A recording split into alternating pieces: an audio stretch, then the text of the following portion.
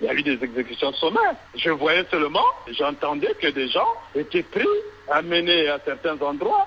Je n'étais même pas le seul officier à le dire. Nous étions un certain nombre à le dire et à qui de droit qu'il y avait des comportements de nature à nous placer dans des situations de crimes contre l'humanité.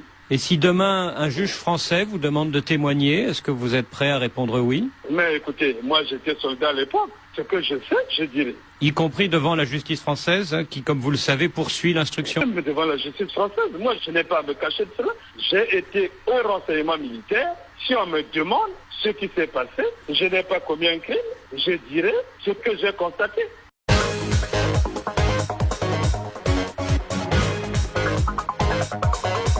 Considéré comme le numéro 2 des services de renseignement du Congo-Brazzaville, le colonel Marcel Ntsuru est notre invité ce matin, secrétaire général adjoint du Conseil national de sécurité. De par sa position privilégiée, il est considéré comme un homme clé de l'appareil d'État de son pays.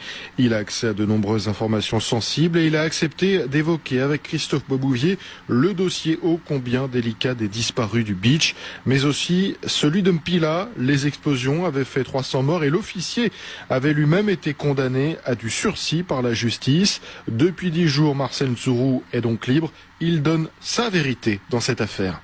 Colonel Marcel Ntsuru, bonjour. Bonjour. Le 10 septembre, la Cour criminelle de Brazzaville vous a condamné à 50 travaux forcés avec sursis pour complicité involontaire et détention illégale d'armes de guerre. C'était dans l'affaire de l'explosion meurtrière de Mpila le 4 mars 2012. Quelle est votre réaction ? Je vous dirais tout simplement que je suis content d'être libre. Quant à la condamnation, elle est tout simplement une blague, parce qu'on est face à une instrumentalisation politique. Je ne peux pas admettre que je sois condamné puisque je n'ai absolument rien fait. Complicité d'incendie involontaire ou volontaire, ça ne peut pas exister puisque je ne connais pas le jeune qui est présumé incendiaire. Mais le peuple congolais n'est pas dupe, il sait que je n'ai rien à voir avec cette affaire. Alors le jeune dont vous parlez, le caporal-chef Kakom, c'est en effet le principal accusé. Il a été condamné à 15 ans ferme pour avoir mis volontairement le feu au dépôt de munitions de Mpila. Quand vous dites que vous ne le connaissez pas, vous ne l'avez jamais rencontré? Je ne l'ai jamais rencontré. J'ignorais son existence, j'ignorais même son nom. Et il peut le confirmer. Lui aussi, il a dit ne pas me connaître. Et le procureur général, la partie civile, n'a pas pu apporter un seul élément pouvant me lier à cette personne. Alors au-delà de cette affaire de complicité, quelle aurait pu être la motivation du caporal-chef Kakom? Bon, le caporal-chef Kakom a dit que lui, son chef l'avait logé dans cet établissement parce qu'il n'avait certainement pas de moyens pour se loger ailleurs et qu'il faisait la cuisine dans cet établissement. Et ce matin-là, il s'est mis à réchauffer la nourriture de la veille avec un poêle à charbon. Il a balancé ce poêle à charbon. Malheureusement, le manche s'est décroché, a frappé les grilles des fenêtres et certainement la cendre ou le charbon a dû pénétrer dans le magasin. Lui-même dit que ça n'a pas pénétré. Enfin, certainement, ça a dû pénétrer. Oui, la version de Kakom, c'est que c'est un accident et apparemment, c'est la thèse à laquelle vous croyez vous-même? Bon, je dis que si c'est Kakom qui a mis le feu, il ne l'a pas fait exprès. C'est un accident. Et moi, je crois, vu la promiscuité qui régnait là-bas, vu les explosifs qu'il y avait là-bas, il y a possibilité d'un accident. Et les mesures n'avaient pas été prises pour assurer la véritable sécurité de cette structure. Et la responsabilité incombe au ministre de la Défense, au chef d'état-major général, à l'inspecteur général, au contrôleur général, au chef de la sécurité militaire qui avaient chacun une responsabilité à assumer. Mais ils n'ont ni été poursuivis, ni limogés. Tout a été fait pour montrer que c'était un complot venu de l'extérieur pour qu'on ait bonne conscience. Et en ce moment-là, on s'écarte de la formule accidentelle, on cherche une formule criminelle et c'est Ntsuru qui doit emporter le chapeau. Toute cette histoire est un complot monté contre ma personne. Mon colonel, si c'est un complot, est-ce pour se débarrasser de vous ou bien pour valider la thèse de l'attentat et épargner ainsi des poursuites judiciaires à une hiérarchie militaire qui aurait été coupable de laxisme à Mpila? Mais les deux combinés, je vais vous dire, nous sommes dans une situation où il y a des hommes qui commandent.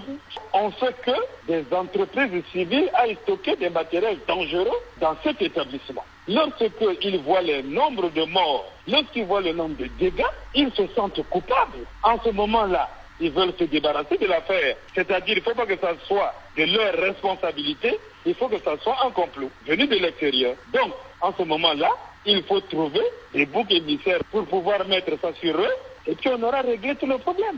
Colonel Tsuru, longtemps vous avez été très proche de la présidence et en 99, au moment de la disparition de plus de 350 opposants au beach de Brazzaville, vous étiez directeur des renseignements militaires. Qu'est-ce que vous pouvez dire aujourd'hui sur cette affaire? Bon, je vous dis tout simplement qu'en ce qui me concerne, moi, je n'ai rien à voir avec ces disparitions. Mais je vous dis que l'opération a été totalement mal organisée.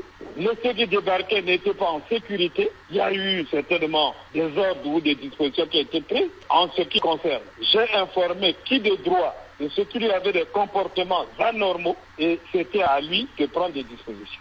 Moi, je suis prêt à tout moment à témoigner de cette affaire parce que c'est une affaire qui a créé beaucoup de mal aux Congolais et qui n'a pas fini d'être jugée. Donc quand vous dites comportements anormaux, ça veut dire exécution sommaire? Mais il y a eu des exécutions sommaires, oui, puisque la cour de Brazzaville l'a reconnu. Moi, je ne savais pas qu'il y avait des exécutions. Il y a eu des exécutions sommaires. Je voyais seulement, j'entendais que des gens étaient pris, amenés à certains endroits. Je n'étais même pas le seul officier à le dire. Nous étions un certain nombre à le dire et à qui de droit qu'il y avait des comportements de nature à nous placer dans des situations de crimes contre l'humanité. Et si demain un juge français vous demande de témoigner, est-ce que vous êtes prêt à répondre oui? Mais écoutez, moi j'étais soldat à l'époque. Ce que je sais, je dirais. Y compris devant la justice française, qui, comme vous le savez, poursuit l'instruction? Même devant la justice française. Moi, je n'ai pas à me cacher de cela. J'ai été au renseignement militaire. Si on me demande ce qui s'est passé, je n'ai pas commis un crime. Je dirais ce que j'ai constaté. Colonel Tsuru, merci. Le colonel Marcel Tsuru, secrétaire général adjoint du Conseil national de sécurité au Congo-Brazzaville. Il répondait à Christophe Boisbouvier.